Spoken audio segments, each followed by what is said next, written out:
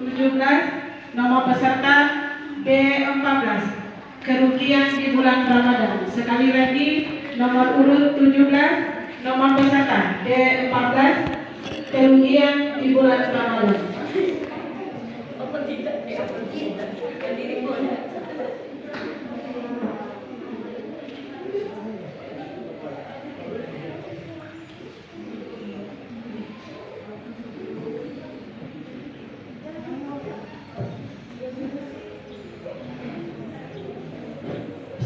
Assalamualaikum warahmatullahi wabarakatuh.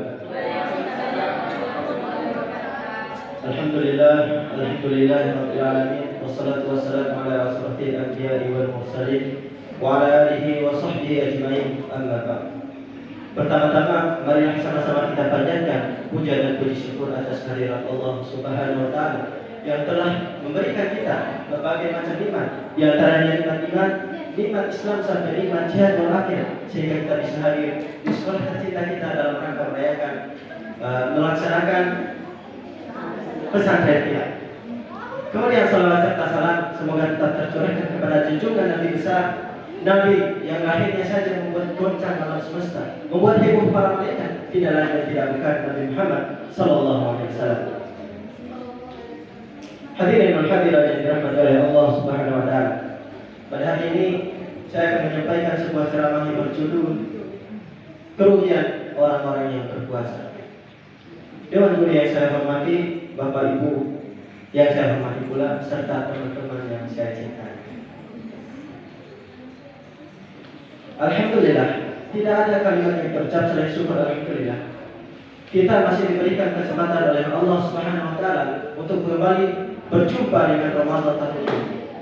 Oleh karena itu, kita wajib bersungguh-sungguh beribadah kepada Allah demi meraih ridha dan ampunannya.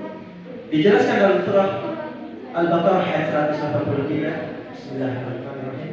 Ya ayyuhalladzina amanu kutiba 'alaikumus shiyam kama kutiba 'alal ladzina min qablikum la'allakum tattaqun. Wahai orang-orang yang beriman, diwajibkan atas kamu berpuasa sebagaimana diwajibkan atas orang-orang sebelum kamu agar kamu bertakwa.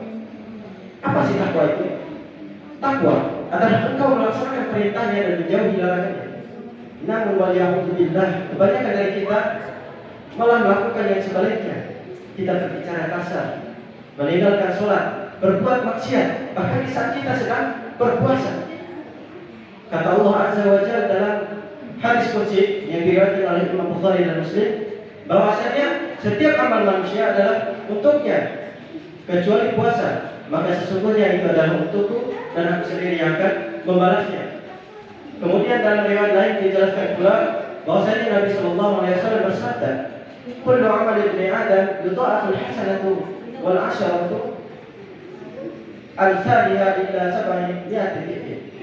Setiap amal anak Adam dilipat gandakan pahalanya, satu kebaikan diberi 10 hingga 700 kebaikan.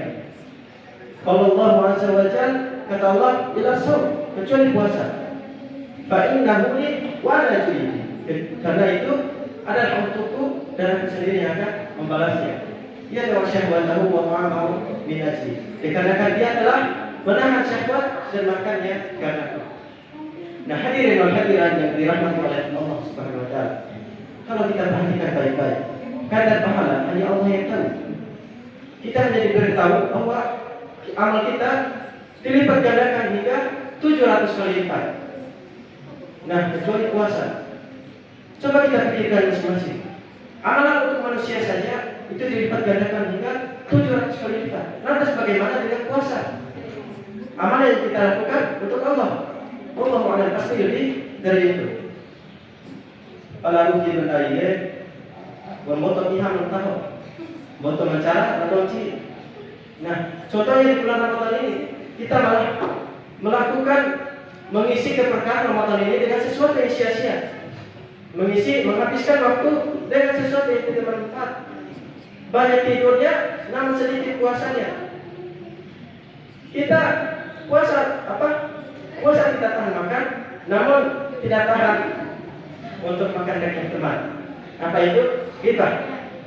Nah, kemudian juga Kita puasa mogok makan, namun tidak puasa dari pacaran.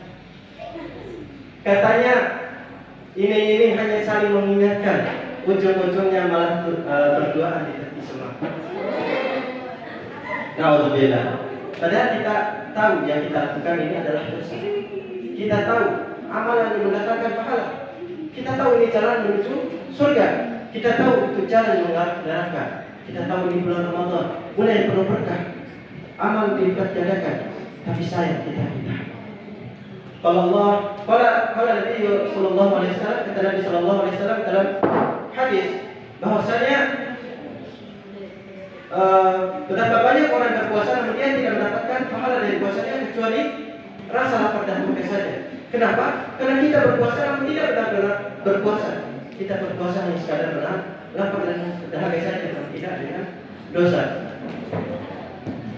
Kemudian kata Ibnu Qayyim rahimahullah taala, orang-orang yang benar berpuasa adalah orang yang anggota tubuhnya turut berpuasa dari perkataan dusta dan maksiat.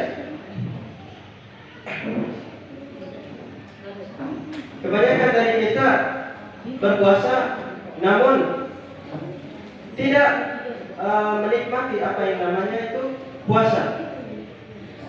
Kita berpuasa namun kebanyakan melakukan dosa. Inilah yang membuat kita rugi, yang mengubah kedudukan orang yang berpuasa menjadi tidak seperti orang yang berpuasa. Oleh karena itu, mari kita bersungguh-sungguh dalam beribadah kepada Allah. Kita pergunakan waktu sebaik-baiknya.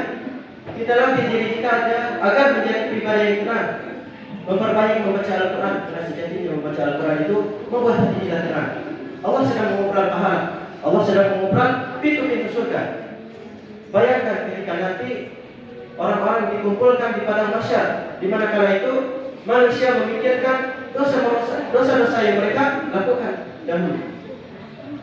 Bayangkan ketika nanti amalan ketika orang-orang itu terlalu murung memikirkan dosa mereka, kita merupakan salah satu yang dimana anggota tubuhnya bercahaya.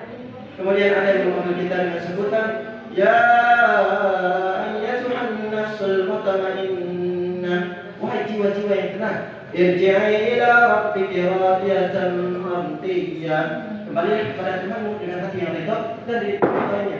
Wadkhuli fi ibadi wadkhuli jannati, masuklah ke dalam golongan hamba-hambaku dan masuklah ke dalam surga. Mungkin itu saja yang bisa saya sampaikan, lebih dan kurangnya saya mohon maaf. Wabillahi taufiq wal hidayah. Wassalamualaikum warahmatullahi wabarakatuh. Ada yang laki sudah. Masih ada 2 orang.